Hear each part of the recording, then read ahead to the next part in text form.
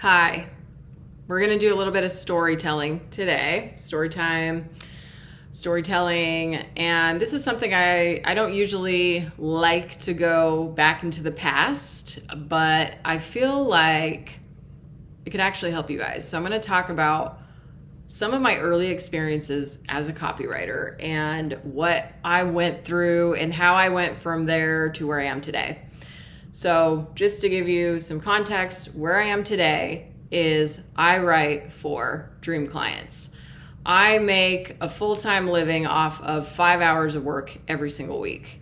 I have complete flexibility with my time. I can do whatever I want. I don't have to write for anyone that I don't want to write for. I basically have my dream work, my dream life. Of course, we could always get better. That's not the point, but I've made it as far as what I see a copywriter being. This was not always the case. When I first started, I had grand visions of making $50,000 a year. I thought that was a lot of money back then. And this was back in 2006, 2007, 2008-ish. And that was my goal, was to make $50,000 a year. At the time, the highest I had ever made was probably about $30,000 from my customer service job. I worked at Finale Corporation, which later was bought out by Convergys. And I did customer service through email and chat. And for a brief period, I also did customer service through the phone. And I worked on several big accounts, such as westernunion.com, buy.com, which I don't know, I don't think they exist anymore, buy.com. It was like they sold electronics. And I think I worked on bidpay.com. I don't remember. That was one of our accounts though. And so I loved responding to emails. That was always fun to me. And I loved doing chats. And I hated doing phone calls. Customer service and sales calls for a company that I didn't care that much about at the time. Like I wasn't, super in love with what I did, the company, and I just didn't care that much. But I was really fascinated with business and efficiency, and like I would notice, okay, we have 10 customers emailing us about the same issue. Let's tweak this little thing on the website, this piece of writing on the website to address that issue so that they don't contact us. So my goal was always, how do we be more efficient so that people aren't wasting our time with obvious questions?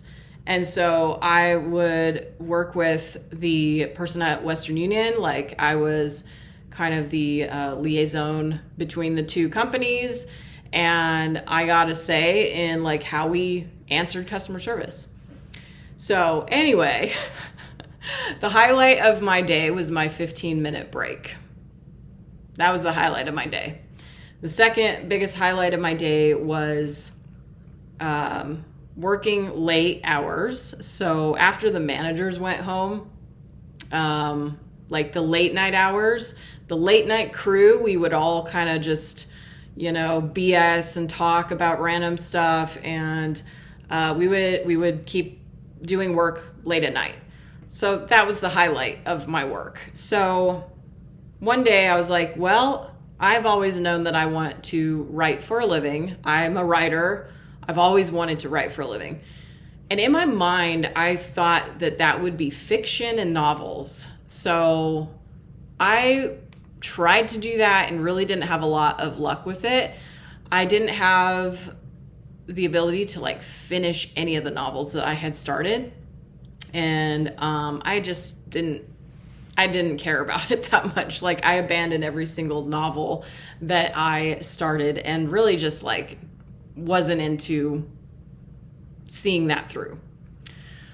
So I did end up quitting my customer service job about 4.5 years in.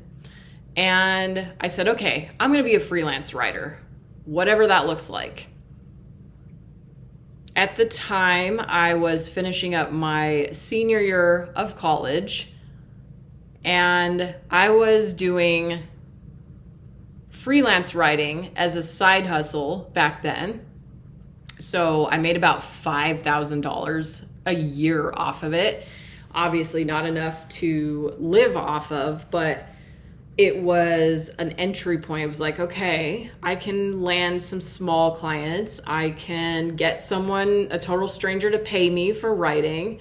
This is pretty cool. If I just keep doing this, I can probably make more money. And it was like, I really was focusing on that $50,000 a year number for whatever reason, because it just seemed so high at the time. And so I just kept going. My success with that was not easy. I did not have a lot of luck with finding the big clients that I wanted to write for. Small clients, no problem. $100 clients, no problem. Little tiny $2,000 clients, no problem. Like, they would pay me $2,000. I'm like, okay, this is a good chunk of change. I would write whatever it was, and then I would be done with it, and then I would never hear from the person again. So in my mind, I was thinking, I need more of this. Like, I want more. How do I create the more?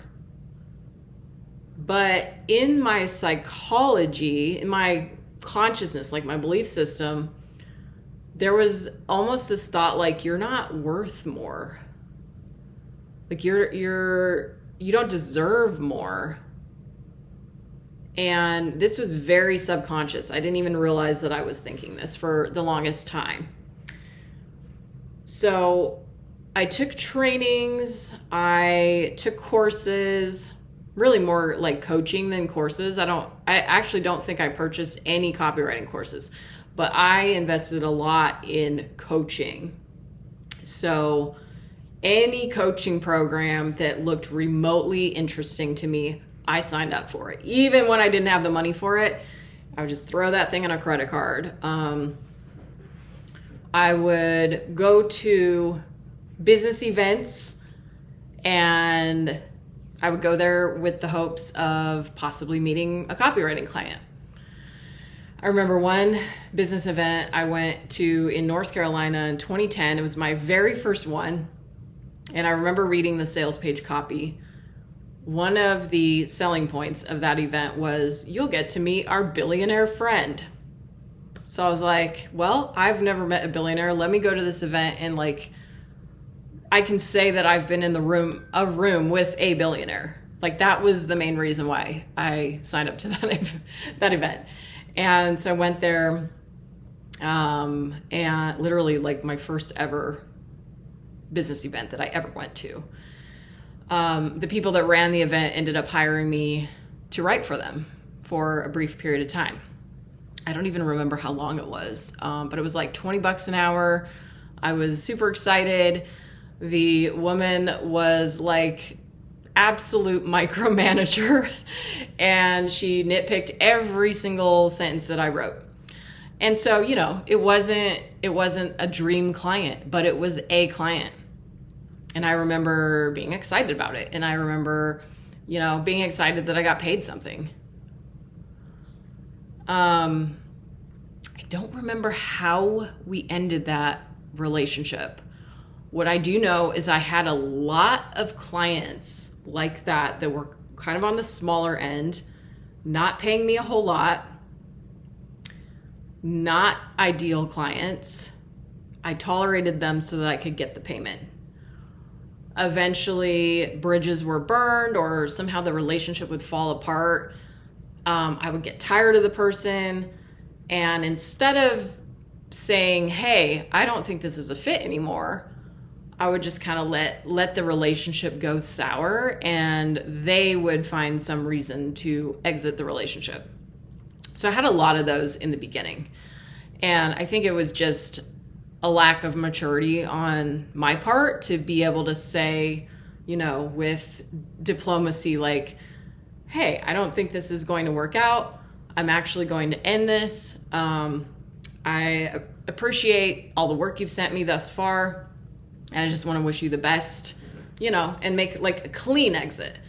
So I didn't have a clean exit. I had kind of drama-filled exits that were just negative, a lot of negative energy.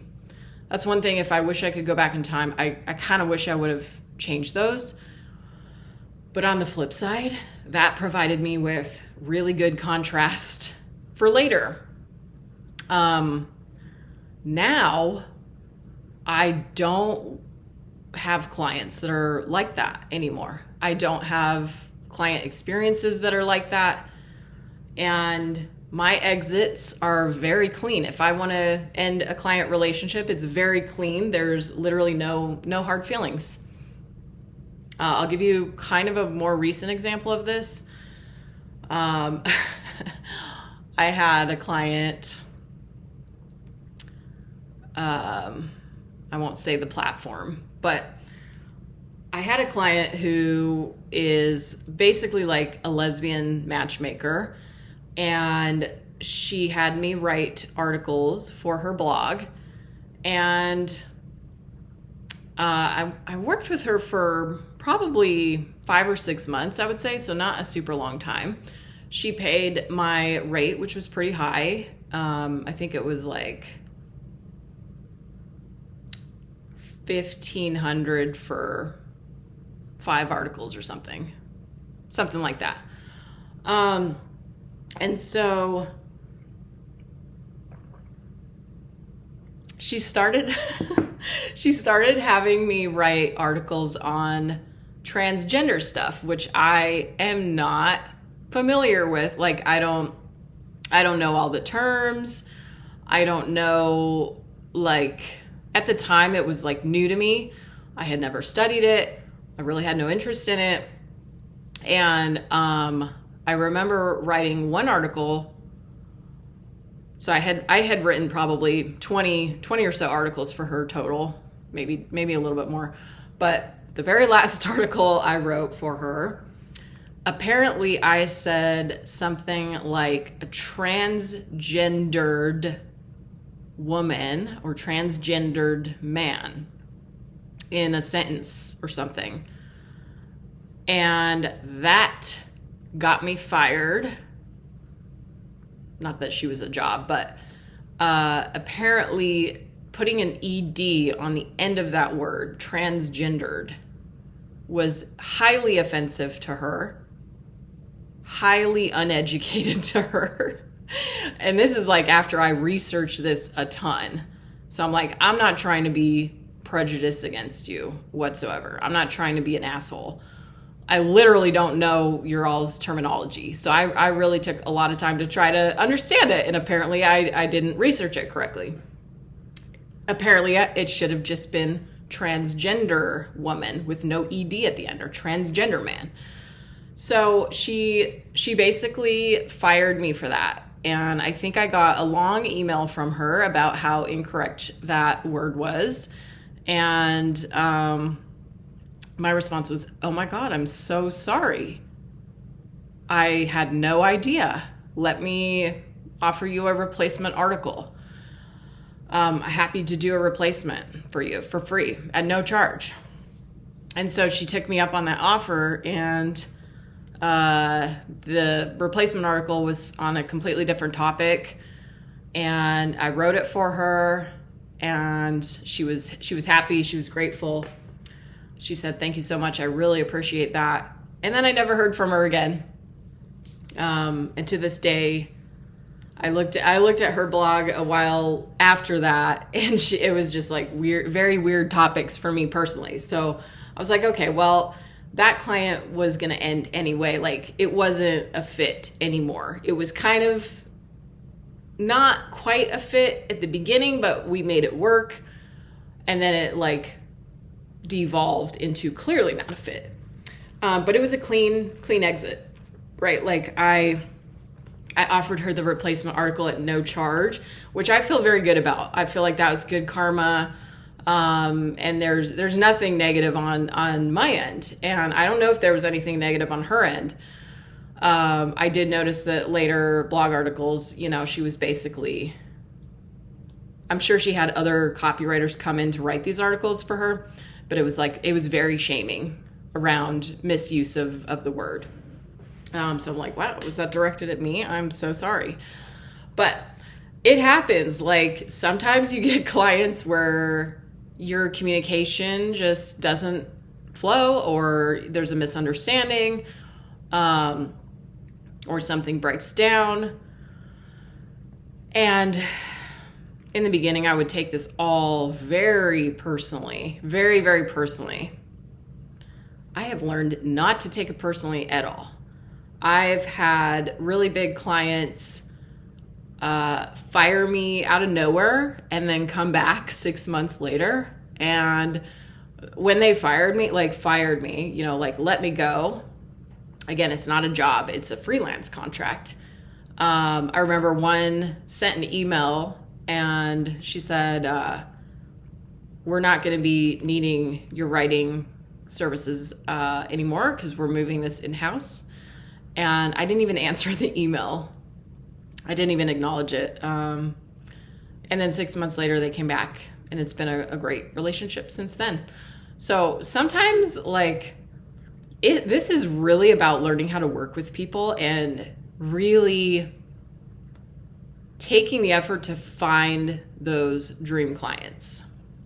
So the person that was writing the transgender articles, she was not a dream client for me for many reasons, but the way that she handled that last article, that's one of a few reasons why she was a good client, but not a dream client. There's a huge difference. And copywriting, literally, if you have a copywriting business, you're going to have so many different experiences because you're dealing with people and you're dealing with human beings. Some of them are very emotional. Some of them lead with their emotions, which is not a good strategy for life. Some of them lead with logic, which can be very good. Some of them lead with data. Some of them lead with their intuition, but their intuition is kind of guided by the wrong principles. So really, I've learned to let people show you who they are, and when they show you who they are, believe them the first time. The first 5 minutes of your interaction with a person, with a new client, generally shows you who they are and who they're going to be for the rest of the relationship. And looking back, all of my best clients, we had really good initial interactions, whether it was through email or call. It was very energetically clean. That's how I would phrase it. There was no bad energy attached to it whatsoever. There was nothing, no red flags, no pink flags. It was just clean energy.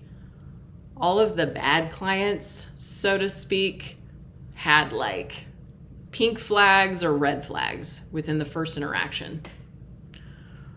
So that's all for now. I know I went on kind of a rant and we touched on lots of topics, but I thought I would share some of my experiences as a copywriter. And I want to encourage you, if you want to do this for a living, if you want to quit your job, quit your customer service job where your break is the highlight of your day, and you want to have your own business, work from home.